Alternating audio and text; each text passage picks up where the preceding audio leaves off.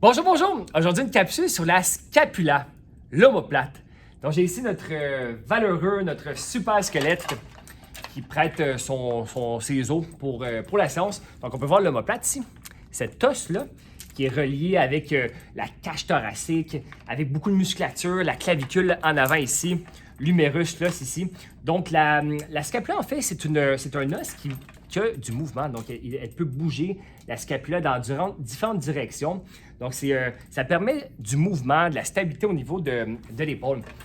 Puis très souvent, je rencontre des gens qui présentent une altération du contrôle. Ça peut être soit statique, la position, ou dynamique. Donc, un contrôle de l'omoplate, de la scapula qui n'est pas optimal. Donc, je vois ça beaucoup très souvent dans des syndromes d'accrochage à l'épaule, des douleurs à l'épaule, tout ce qui est des bursites, des bursopathies, des tendinites, des tendinopathies de la coiffe des rotateurs. Tout ce qui est des capsulites aussi.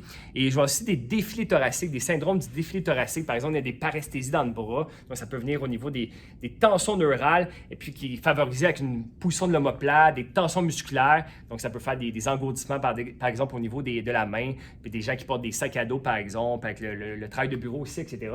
Puis très souvent, je rencontre... Donc, que le contrôle, l'activation de certains muscles qui bougent, l'omoplate peut favoriser ça. Je vois par exemple des gens que quand ils sont en clinique, par exemple posture assise, je leur dis lève le bras. Ouh, ça peut faire une douleur, une perte de mobilité, un accrochage. Et puis, je viens prendre vraiment l'omoplate, donc je viens stabiliser. Là, on ne voit pas de ce côté-ci, mais je viens vraiment la prendre, puis je fais un mouvement de l'omoplate. Je guide l'omoplate pour la mettre dans une position plus fonctionnelle. Et puis ça, je guide l'omoplate, je viens la travailler sans pousser le bras, mais vraiment l'omoplate. Et on se rend compte, moins de douleur très souvent, plus de facilité. Souvent, les gens disent « Ah, c'est plus facile de lever le bras. Je me sens supporté, c'est plus facile. » Et puis, donc, ça peut me donner une piste de solution. Par exemple, lors d'un mouvement d'élévation du bras, si la personne lève le bras, j'essaie de m'installer comme ça, tiens.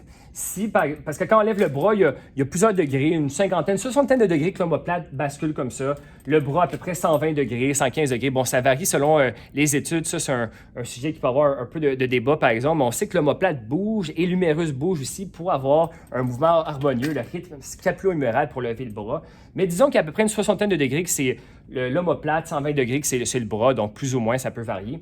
Et puis, ce qu'on peut rencontrer des fois, c'est que l'omoplate ne fait pas un mouvement assez efficace. Et puis, par exemple, le bras ici peut abuter. Donc, dans cette région-là, quand on lève, il peut avoir un accrochage et ça peut entraîner, favoriser des bursites, par exemple. Et puis, pouf, donc ça vient accrocher. Et puis, quand on vient guider pour aider le mouvement de l'omoplate, on peut se rendre compte qu'il y a moins d'accrochage, par exemple.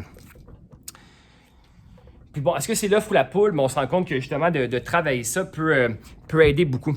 Et puis, des cas aussi d'instabilité au niveau de l'épaule. Donc, si j'ai mon humérus, là, du bras ici, et ça, c'est la cavité glénoïde, la scapula. Donc, si j'ai l'omoplate qui est un petit peu vers le haut, dans une bonne position optimale, donc mon bras est l'humérus est dans une position qu'on peut appuyer ici, donc il est beaucoup plus stable. Alors que si l'omoplate est basculée vers le bas, comme ceci, et là, ma coiffe des rotateurs ici force beaucoup plus, donc c'est des muscles qui viennent stabiliser, force beaucoup plus pour stabiliser l'articulation, tandis que si elle est plus en rotation supérieure vers le haut comme ça, donc j'ai un appui, donc c'est vraiment mécanique, un meilleur appui, pouf, de l'articulation, un meilleur contact, donc plus de stabilité.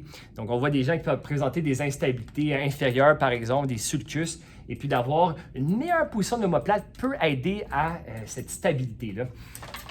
Je vais vous montrer un exemple. Et voilà. Par exemple, je vais me mettre de dos ici, je pense qu'on va voir. Donc, si je lève mon bras, allons-y en abduction, donc sur le côté.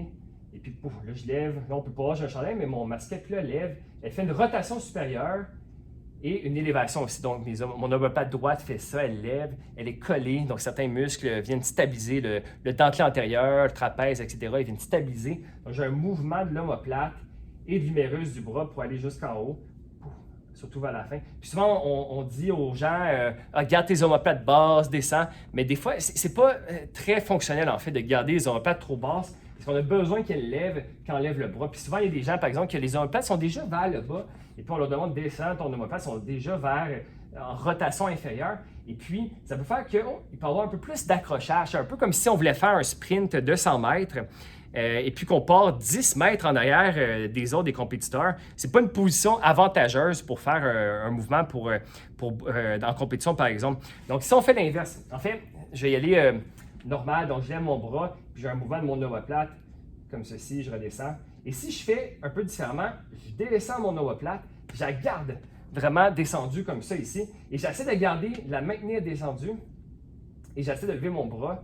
Et puis, moi, je bloque à peu près là. Donc, j'ai épousé, j'ai tout pris mon mouvement cléno-huméral dans cette articulation-là, mais j'ai bloqué mon mouvement scapulo-thoracique de l'omoplate. Je ne peux pas aller plus haut. Ça bloque là. On cherche vraiment un accrochage, pas plus loin. Tandis que, ça, c'est un mouvement un peu plus d'omoplate pour aller un peu plus haut.